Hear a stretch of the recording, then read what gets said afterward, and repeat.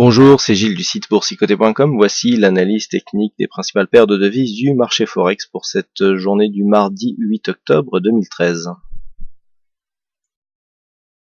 Et nous commençons cette analyse par la paire de devises euro-dollar. Bon, pas énormément de mouvement. On a quasiment la même configuration qu'hier. Hier, on avait ici très peu de volatilité avec un point bas qui était venu chercher la moyenne mobile 50. On oscillait entre ces deux moyennes mobiles, moyenne mobile 50, moyenne mobile 20 exponentielle. Aujourd'hui, on a marqué un petit mouvement de hausse. On est venu ici chatouiller les 1,36 et puis on redescend. On a dans cette zone ici d'évolution à 1,35,75. Donc bon, pas grand chose de changé. Du point de vue de la tendance, c'est toujours une sortie de dynamique qui se fait sans retournement de tendance, donc avec un changement de dynamique, mais toujours orienté à la hausse. On a ici, une zone de support qui est clairement, maintenant clairement définie. Voilà, que l'on peut définir comme ça et qui correspond donc à la dynamique en cours. Bon, pour l'instant, effectivement, on ne peut pas rajouter grand chose. C'est toujours ici cette zone qui fait évolution. Voilà, donc pour la matérialisation de cette zone de support. Donc pour l'instant, les objectifs sont toujours ici un retour sur cette zone des 1,3640.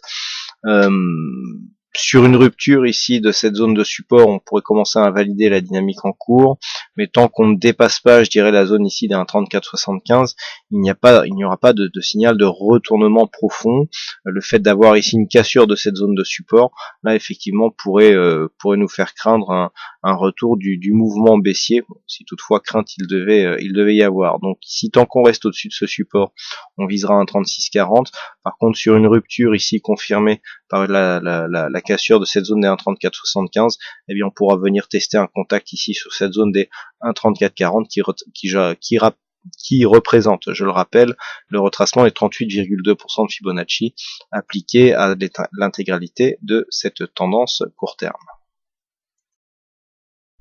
Sur le câble, la dynamique court terme est en train de prendre un biais plutôt baissier, puisque je vous indiquais ici la dynamique qui avait eu lieu donc en fin de semaine dernière, le petit rebond qui avait eu lieu donc hier. Je vous indiquais donc un contact sur un moyenne mobile 20 exponentielle. Dans ce contexte, eh bien représenterait une possible prise de position à la vente, donc pour suivre la tendance. Alors pour l'instant, a priori, c'est ce qui est en train de se faire, et donc on attend maintenant une confirmation qui se fera sur une baisse qui viendra tester ici la zone des 1,60.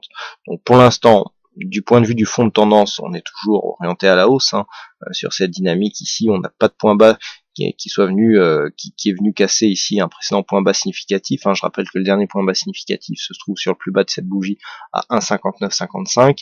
Donc tant que l'on reste au-dessus de cette zone et donc du support des 1,5972, il n'y a pas de setup de retournement. Par contre, sur une cassure de cette zone, effectivement, on viendra casser ici le support vert. Donc ce support vert qui est un support de tendance avec ces trois zones de contact ici, donc qui délimite, je dirais, le fond de tendance court moyen terme. D'ailleurs, si on reporte ici le support sur les zones de plus haut, on arrive à trouver quelque chose d'assez régulier et d'assez cohérent du point de vue de ce trend d'évolution.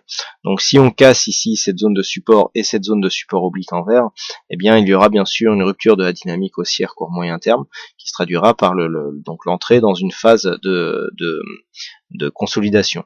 Alors si on se met dans une perspective ici de cassure, on peut tracer les retracements de Fibonacci donc sur les plus hauts et plus bas de cette tendance. Alors je vais enlever des Fibonacci parce que là du coup on ne voit pas grand chose. Non pardon, hop, voilà, on supprime ce Fibonacci. Donc nous avons ici alors la cassure se situe en plus là si on est vraiment sur cette dynamique, se situe vraiment sur une cassure directe de la zone des 1,5972 et de cette zone de support oblique. Et sur une cassure donc confirmée des 1,5923, donc qui marquerait le début de la consolidation, eh bien nous aurions un objectif à 1,5711 qui représente le retracement des 38,2% de Fibonacci. En attendant, donc tant que l'on reste au-dessus de cette zone, on est toujours fondamentalement dans un biais haussier. Là on est entre deux mouvements, un biais haussier sur la continuité de tendance moyen terme et biais baissier sur la tendance très court terme. Donc là il va falloir vraiment confirmer et infirmer respectivement ces deux tendances. On ne sait pas encore dans quel sens, mais c'est en train de se jouer puisque là nous avons eu le contact avec la moyenne mobile 20 exponentielle. Donc sur un contact ici sur la bolle sup, eh bien on invalidera donc la continuité du mouvement baissier. Par contre sur un second contact ici avec cette zone de point bas, ou la zone ici de bol inférieur, on confirmera la continuité du mouvement baissier court terme avec mise en danger de cette zone de support que je viens de vous définir. Et enfin sur le dollar yen, eh bien nous avons confirmation de ce que l'on craignait depuis maintenant quelques jours. Pourquoi cette vue éloignée? Eh bien tout simplement pour vous faire constater que la cassure de cette zone de triangle ici, l'axe donc de ce triangle symétrique qui passe donc par la pointe est donc confirmé par la cassure d'un plus bas significatif ici, à savoir cette zone des 96,91 yens pour 1 dollar. Aujourd'hui donc nous avons eu une cassure de cette zone qui s'est faite ici. On avait bien résisté ici sur cette phase. On est vraiment dans une continuité de tendance court terme, avec des cours qui évoluent bien ici entre cette moyenne mobile 20 et cette bol inférieure. Donc on a toujours ici une continuité qui se fait avec peu de volatilité d'ailleurs. Là nous avons eu donc une phase de cassure, on est revenu tester. Alors c'est aussi intéressant, c'est que ce qui est aussi intéressant, c'est que sur cette phase justement de cassure, on revient tester ici cette ancienne résistance qui devient support. Donc là, on est vraiment dans c'est un petit peu comme sur le câble où on a deux scénarios possibles. Et bien là, c'est tout à fait la même chose. On est toujours dans une phase de continuité court terme. On a quand même une divergence haussière, ça je vous l'avais signalé depuis quelques temps, notamment ici on la voit bien sur le stochastique, un peu moins sur le RSI, on la voit aussi sur les histogrammes du MACD. Mais pour l'instant on est toujours dans cette tendance. On a cassé cette zone, on l'a réintégrée pour l'instant, donc la zone ici 96-91 est confirmée toujours comme une zone de support. La faible cassure ici manque un petit peu de volatilité et de puissance pour vraiment confirmer une cassure significative. Donc là on revient sur cette zone, mais voilà, comme je vous l'indiquais, il s'agit d'une première attaque. Donc ici, si on confirme avec une cassure et donc cassure de ce précédent plus bas qui pour l'instant s'est inscrit à 96,56, eh bien on passera vraiment dans une phase d'accélération baissière qui pourrait se préciser, et notamment en direction ici de cette zone qui se situe sous les 96 yens pour 1 dollar, puisqu'on a ici une zone de support à 95,88. Donc pour l'instant, sur la continuité, donc au vu de cette première cassure, on conserve un baissier en direction des 95-88.